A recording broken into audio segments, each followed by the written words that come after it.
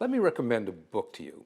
Two, actually. One in one realm of influence and another in an entirely different realm, but they coalesce. One is called Shmir Saloshem by the Chofetz Chaim.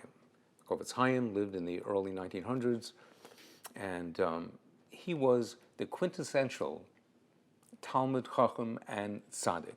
And this book that he wrote, amongst many, is the primer for everybody on how to avoid speaking Lashon Hara, negative speech, which includes causing people harm through words, oines devarim.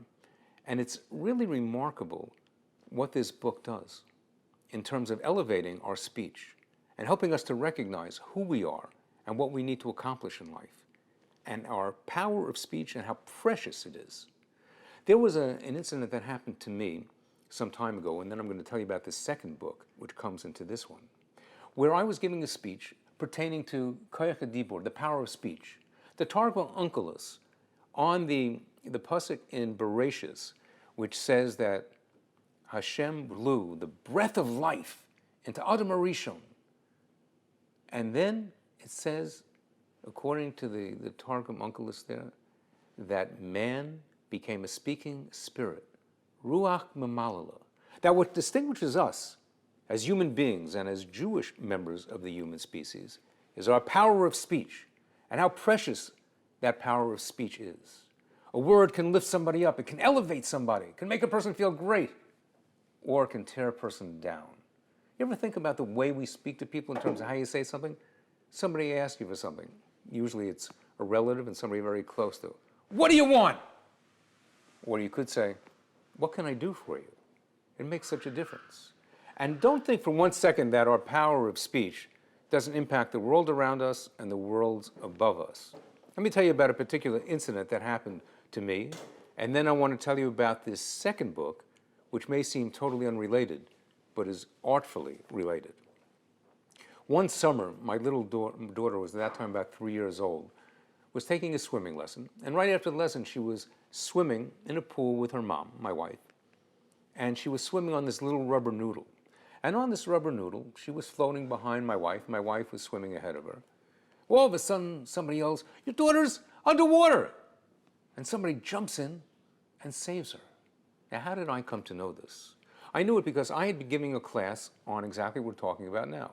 Protecting our most valuable possession, which is the power of speech, and how that can actually save a person's life and keep us out of trouble. And two of the things that I said were, there was a motion picture called The Great Escape, and there was one very famous scene where two members of the Royal British Army, who were prisoners of war in a German prisoner of war camp, POW camp, escape. And they're dressed as Polish peasants. And they look like Polish peasants, and they're not saying anything, and they've got Polish passports, and they're about to get on a bus when two Gestapo officers, may their names be blotted out, close the passport, making it look like everything's okay. They get on that bus, they're safe.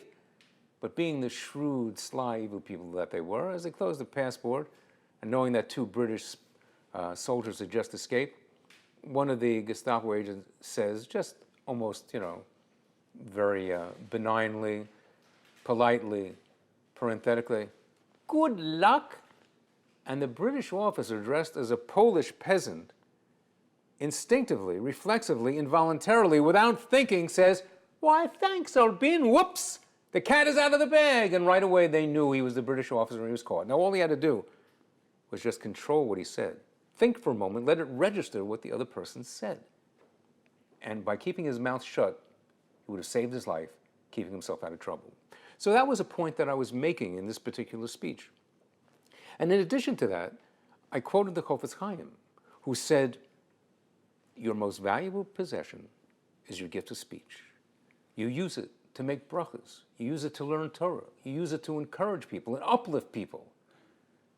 We use the power of speech when a Jewish man and woman get married. It's called Kiddushin.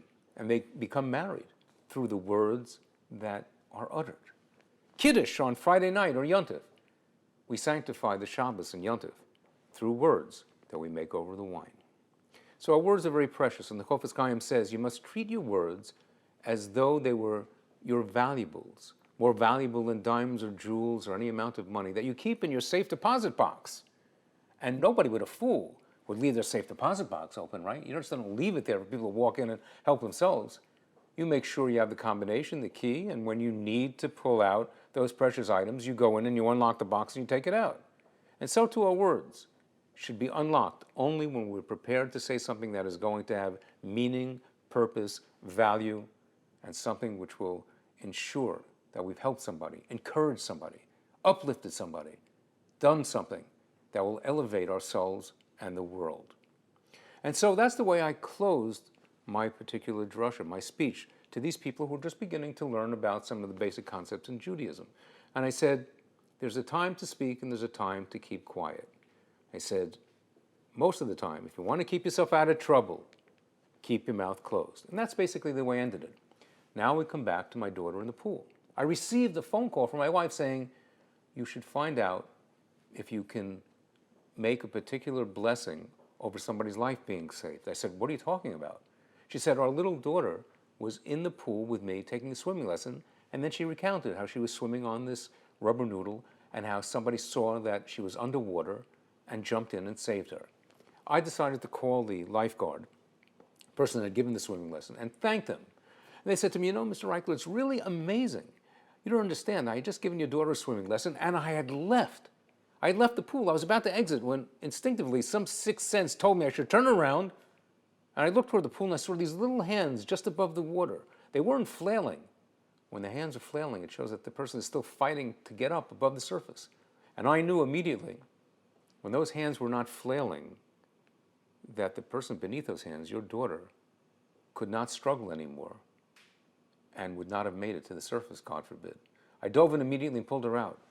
And I said to her, Molly, are you okay? She said, yes, I remember what you told me.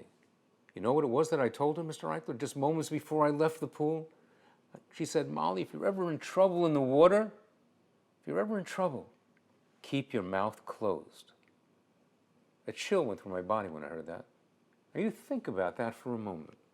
The very words which I had uttered to a group of people, urging them to use their most precious commodity, their value, the gift of speech, those very words were enveloping, surrounding, and buoying up my then 3-year-old daughter, a little girl whose life was virtually saved by the merit of keeping her mouth closed.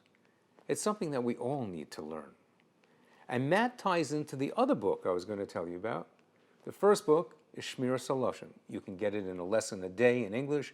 You can get it in Hebrew. You can get it virtually in any language today. A lesson every single day in how to elevate our power of the speech. I urge you to get that. Another book, which I urge you to get on an entirely different plane, but very, very important in terms of understanding the value of your words and who you are as your identity as a member of the Jewish people, a Jewish man or a Jewish woman. And it's called leopardology. What? Leopardology? What's that got to do with anything? Well, a very, very wonderful person who I just heard recently and who you should be hearing more from, his name is Kivi Bernhard. Kivi Bernhard is in the diamond business, but now he's become a world-renowned motivational speaker based on his experiences in the African plain studying leopards. And one of the things he said that he learned from a leopard is that a person has to recognize what your unique values are as an individual. And what you think are your basic deficiencies are really your greatest strengths. Now, just let me tell you one story that he told over which ties in to what we just talked about who you are as a Jewish man, as a Jewish woman, and how great you are. He told me that when he first came to the States, he was living somewhere in Pittsburgh, and he was trying to sell his diamonds, the loose diamonds that the family business was in South Africa. He couldn't get any headway, couldn't break through anywhere, couldn't get into any vendor, any buyer with a toothpick. And he tried numerous times to a particular person who lived outside of Pittsburgh. And one day he got into his beat up old Mazda, which he had spent like his last $400 on just to get around. And he decided one more time he was going to try to go back to this one particular diamond dealer, a person who could be a potentially terrific client. And he made up his mind this time he was going to just merely present himself as who he was, a member of the Jewish people, an Orthodox Jew, to somebody who lived out in a kind of a rural area outside of Pittsburgh, but who was a very prominent and wealthy member of the diamond business community. And this time he went, And he rang the buzzer, and the person sees him again, and out of Rahmanas, out of mercy, he decides to let him in. He says, look, you've been here so many times before. I'm just not interested in what you have. He says, I just want to tell you something. Give me a moment of your time. I'm not here to sell you my merchandise, to tell you why my product is better, why the price is going to be less. I'm here to just tell you one thing. In case you didn't know, I'm a Jew, and in fact, an Orthodox Jew, as you can tell by my appearance. And I want to let you know something.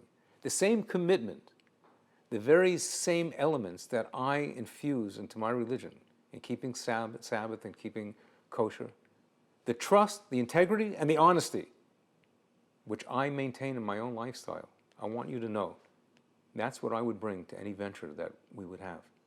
And that's something that I can offer you that I believe is unique. I just wanted to say thank you, and I hope that at some point we'll be able to meet again. With that, he turned around and he left. He said, all of a sudden, this person calls him back. Kivi, come here. He says, step behind my counter. He takes him behind the counter, and he takes him to this vast room with a beautiful mahogany desk and a beautiful mahogany closet. And he opens it up. He takes out white gloves, and he pulls out from a drawer something that Kivi Bernhard never expected to see. What was it? It was a Nazi flag with the signature of the leader of Germany at that time. May his name be blotted out. And with that, he then takes out a rifle, a Ruger, which was the weapon of choice at that point, with another member of the Nazi regime written hand signature on it.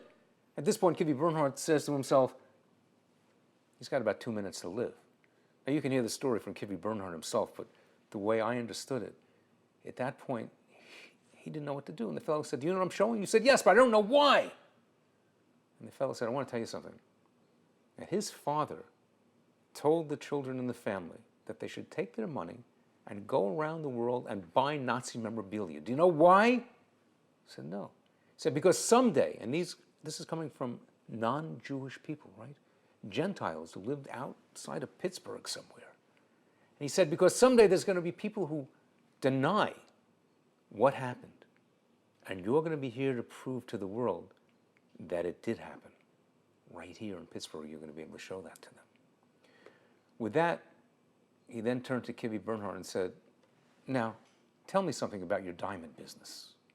And with that, this fellow became one of Kivi Bernhard's biggest customers in a multi-million-dollar business. All because he decided to recognize who he was and acknowledge who he was as a member of the Jewish people, and turned what he thought was his deficit, perhaps, or something much what might hold him back or inhibit him, as his greatest asset. And he understood that by using his most precious commodity, who he was as a Jew, which entails how we speak to people and telling them who we are and showing them what we are through the power of speech, through the elevation of our speech, and demonstrating that we're proud of who we are as a people. 2 books, seemingly disconnected but very much related. I urge you to get them. Shmir Saloshin, in any language, by the Chofetz Chaim, and what may seem like a world apart in difference. Something that may help you is this book called Leopardology if you're in business. But remember, the business of a Jew is to sanctify a Kadosh Baruch Hu's name wherever we are, wherever we go, whatever we do, and whatever we say. This is Peretz Baruch Eichler, thinking outside the locks.